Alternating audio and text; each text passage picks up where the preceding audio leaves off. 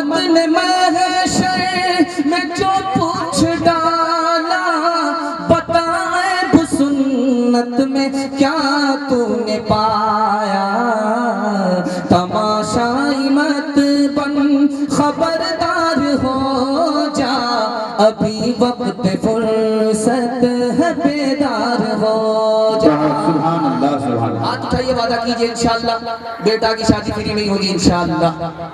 خیر ماشاءاللہ، ایک آدمی نے ہاتھ اٹھایا، اس کا چہرہ ذرا دیکھ لیجئے گا، اچھا نوجوان ہے، کنوارا، اس کی خود شادی نہیں ہوئی، اپنے بیٹے کا فیصلہ کر کے بیٹھا ہے۔ اللہ بیوی بھی دے، بیٹا بھی عطا فرمائے۔ دھیان سے سنیے گا، جلدی سے نکل گیا۔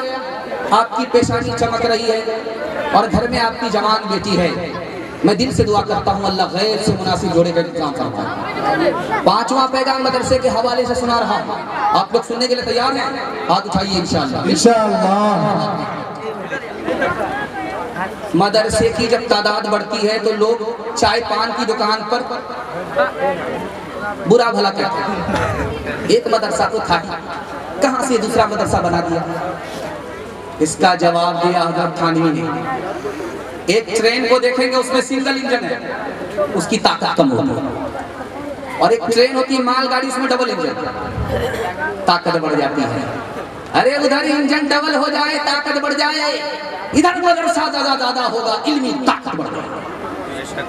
اس لیے مدرسہ بڑے آپ کو گھبرانے کی بات ہے۔ ایک بات اور بولتے ہیں، 1400 سال پرانا ہو گیا مدرسہ، اب اس کی کیا ضرورت ہے؟ تمہارے دادا بھی تو پرانے ہو گئے، زہر کھلا کر کے مار دو، پہنچا دو قبرستان۔ پرانے ہی کی تو ضرورت ہے اس وقت، پرانے کو تجربہ ہوتا، نئے کو مطالعہ ہوتا، جو بات تجربے میں مطالعے میں نہیں۔ اگر آپ مدرسے کو پیچھے کر دیں گے تو آپ کا بچہ مسلمان ہی نہیں ہو پائے، اس میں مدرسے کو آگے کرنا ہوگا، پہلے مسلمان بعد میں ڈاکٹر پروفیسر ہی بنے۔ تیسری بات کیا کہی جاتی ہے کہ مسلمان بچے مدرسے میں پڑھیں گے، کہاں سے کھائیں گے کمائیں گے؟ اللہ پر بھروسہ نہیں ہے، ایمان کمزور ہے۔ بے شک۔ ارے یہ تو نبی کے وارث ہے، نبی کو کہاں سے اللہ نے کھلایا، وہاں سے ان کو کھلایا۔ آپ پہلے پڑھا کر کے تو دیکھیے۔ اسی طرح ایک بات بولتے ہیں، یار سارے مولوی ایسے ہی ہوتے ہیں، بہت بڑا گناہ ہے، ایمان جانے کا خطرہ۔ ایک بات بولتے ہیں کہ اس کو تو دنیا کی خبر ہی نہیں ہے، سیاست میں آ گیا تو اس کو سیاست سے کیا لینا دینا تھا، یہ بات بولتے ہیں۔ اور ایک خاص بات، خطرناک بات بولتے ہیں، بڑی خطرناک بات، کہ حضور کے زمانے میں مسجد بڑی ہوتی تھی، آج کے زمانے میں مدرسہ بڑا ہوتا، مدرسے پر اعتراض کرتا۔ حضور کے زمانے میں کلمہ اور ایمان کی تعلیم ہوتی تھی، آج مدرسے میں کیا کیا تعلیم ہوتی، مدرسے کی تعلیم پر اعتراض کرتا۔ اور ایک بات بولتے ہیں کہ صحابہ کے دل میں شریعت کے چھوٹنے کا، سنت کے مٹنے کا درد ہوتا تھا، آج کے عالموں کے سینے میں درد نہیں ہے، عالموں پر اعتراض کرتے ہیں۔ یاد رکھیے، ایسا آدمی زندگی بھر نیکی کرے کوئی نیکی قبول نہیں۔ ایک بات اور یاد رکھیے، بڑے کام کی، 1838 میں 80,000 مدرسے بند ہو گئے، یہ علم کیسے باقی رہا؟ 1857 میں 52,000 عالموں کو پھانسی دی گئی، اسلام کیسے باقی رہا؟ 1868 میں 3 لاکھ قرآن کے نسخے جلا دیے گئے، یہ علم کیسے باقی رہا، قرآن کیسے باقی رہا؟ آپ کو سن کر حیرت ہوگی، مدرسے کے چھوٹے چھوٹے بچوں نے چوری چھپے، جان کی پرواہ کیے بغیر قرآن کو سیکھا۔ ان مدرسوں کا صدقہ ہے کہ اسلام بھی بچ گیا، قرآن بھی بچ گیا۔ اچھا ایک خاص بات، یہ مدرسہ نہیں ہوتا تو غریب کے بچے کو فری میں تعلیم نہیں ملتی۔ آپ ہم سے پوچھیں گے کہ آپ عالم ہو، تمہارے باپ کا کتنا پیسہ خرچ ہوا، تو میں بتا سکتا ہوں مٹھی پر۔ زیادہ پیسہ تو مدرسے کا خرچ ہوا، قوم کا چندہ تھا، مدرسے کا احسان تھا، غریب کا بچہ پڑھ لکھ کر کے آپ کو بیان سنا رہا ہے۔ اگر یہ مدرسہ نہیں ہوتا تو غریب کے بچے کو فری میں تعلیم نہیں ملتی۔ ایک بات اور لوگ بولتے ہیں، یار یہ مولوی جہاں جاتے ہیں ان کو مرغا ملتا ہے۔ ایک راز آپ کو بتانے کے لیے جا رہا ہوں، ان کو استاد نے زیادہ مرغا بنایا ہے سبق یاد نہ کرنے کا، اس لیے جہاں جاتے مرغا ملتا ہے۔ انہوں نے اپنے نفس کو مرغا بنایا، تابعدار بنایا، اس لیے جہاں جاتے مرغا ملتا ہے۔ جو سچائی ہے وہ میں آپ کے سامنے رکھنے کے جا رہا ہوں۔ اللہ کے رسول نے فرمایا، دھیان سے سنیے گا، ہماری طرف توجہ کیجیے، پیغام بالکل ختم ہو رہا ہے۔ اللہ کے رسول صلی اللہ علیہ وسلم نے فرمایا دعا میں، میرے مالک عالم کو ایک جگہ روزی مت دینا، عالم کی روزی کو عالم میں پھیلا دینا۔ ہمارے نبی کی دعا تھی، ہاں بیٹھے ہی کمزور ہے، جوان مقرر بوڑھا میں کہاں مقابلہ ہوگا، خیر وہ بھی بوڑھا ہوگا، ہم کوئی بوڑھا ہوگا، وقت وقت کے ساتھ سب لوگ بوڑھے ہوتے جا رہے ہیں۔ خیر دھیان سے سنیے گا، اللہ کے رسول نے سناٹے میں دعا کیا، مالک عالم کو ایک جگہ روزی مت دینا۔ اس کو دھیان سے سنیے گا، بڑے نکتے کی بات ہے۔ عالم کو ایک جگہ روزی مت دینا، اللہ کے رسول نے دعا فرمائی۔